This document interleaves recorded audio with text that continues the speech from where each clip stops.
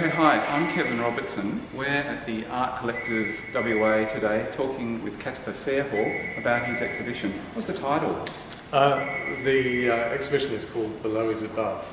Okay, and do you want to just start telling us a bit about what that means? Well, which is also the title of this painting, which in many ways is the sort of signature work. Although it was the last work that I did for the exhibition, I just feel it is a very nice sort of summation of a lot of the themes that are running through many of the other works, many of which look stylistically quite different, but the ideas that are sort of behind them certainly have connections between them. And the striking thing about seeing this painting in the flesh compared to on the internet is the colour.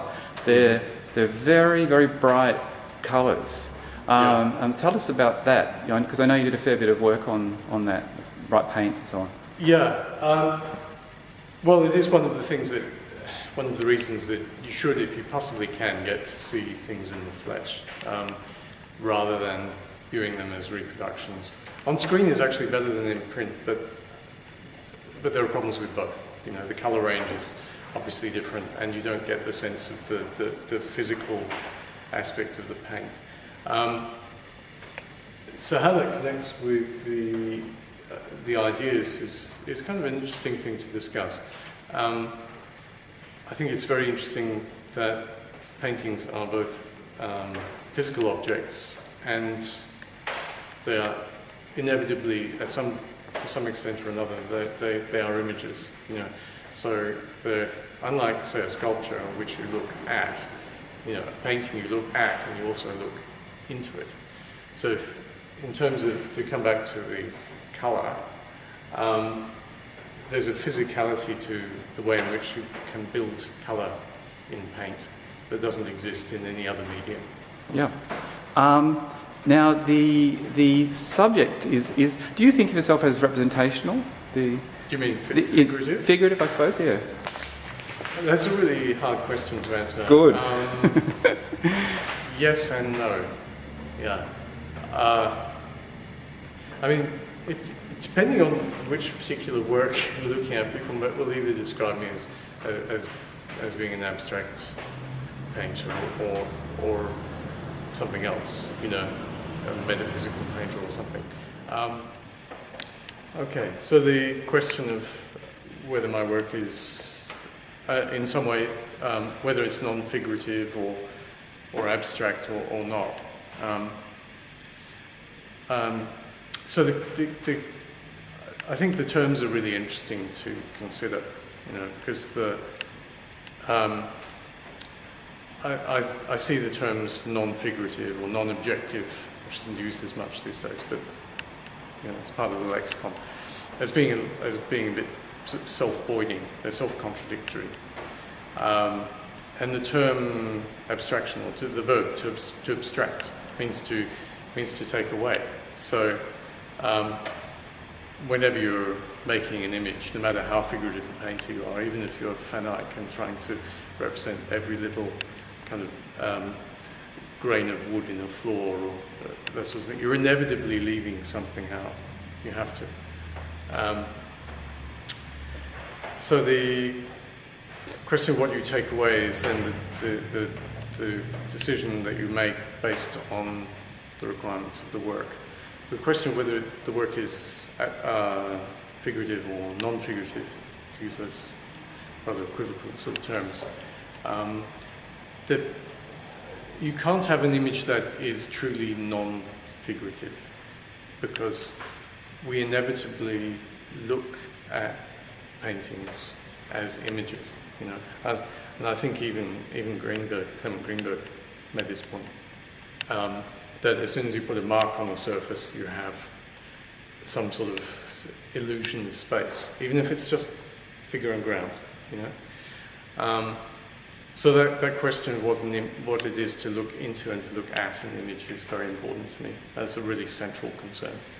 Caspar, what sort of process did you go through to make this painting, and could you give us the title as well? Yes. Well, the title of this painting is, it was part of the Strata series.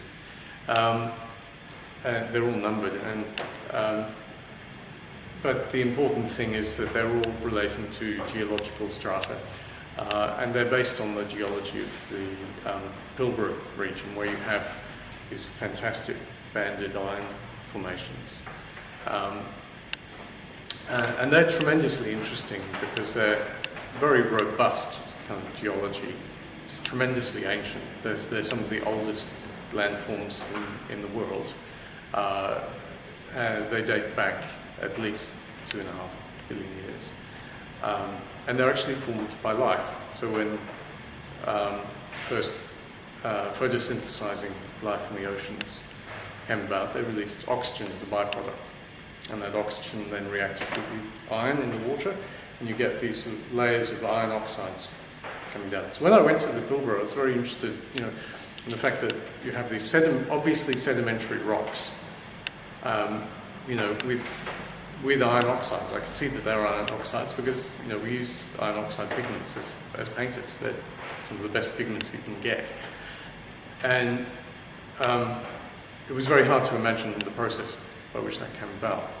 So it's tremendously interesting to me that you have this event, billions of years ago, that created these fantastic, massive forms, and it completely changed, as I discovered when I looked into it, the character of the Earth. So from that we get the blue skies, the oxygen obviously that we breathe in the atmosphere. All of that is released by biology. So this image, Caspar, is this related to the strata series, or is this something quite different? Only very tangentially at most. In some ways it comes from the body of, relates perhaps more to the body of work I was doing before the strata series. Although there are certain commonalities, the form floating in the void, it's a bit of a recurring motif for me at the moment. And so the sense of pictorial space and that almost analytical relationship with how space functions within an image, is still there.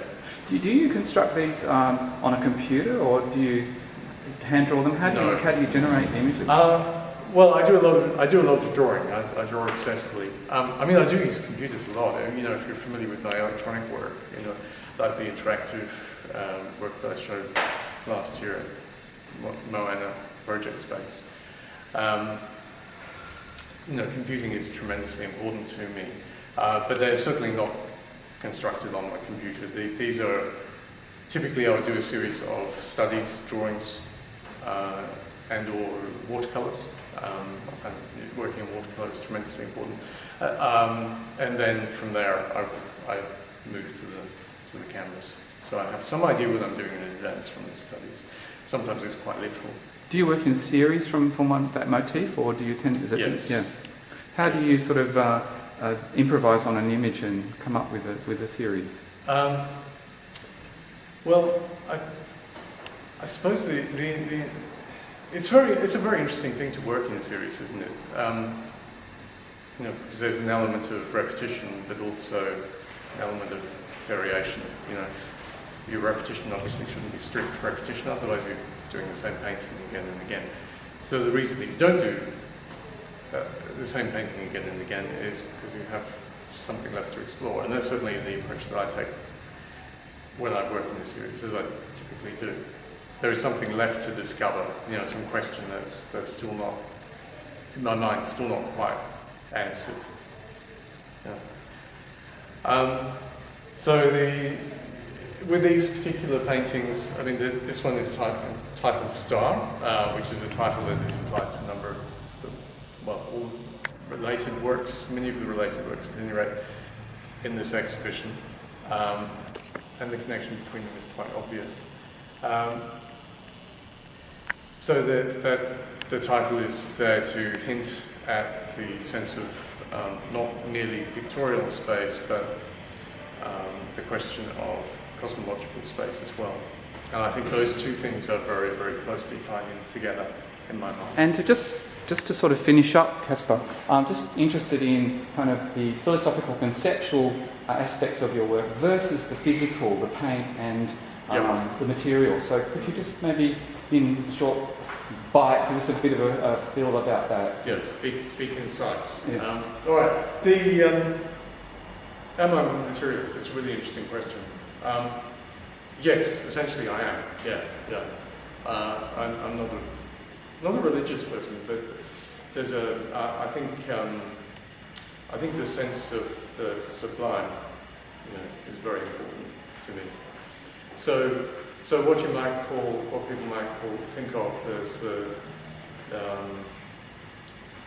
spiritual, I hate that word, but the sense of what it is to be part of something bigger, I think is very important to me. But in a certain sense, I am very much a materialist. Okay, so I think that these dimensions, the sense of wonder that you have of the universe, is something that's built into a very material experience. And I think you get into nasty sort of dichotomies if you try to split that up. Yeah. Thanks, Caspar. That was great.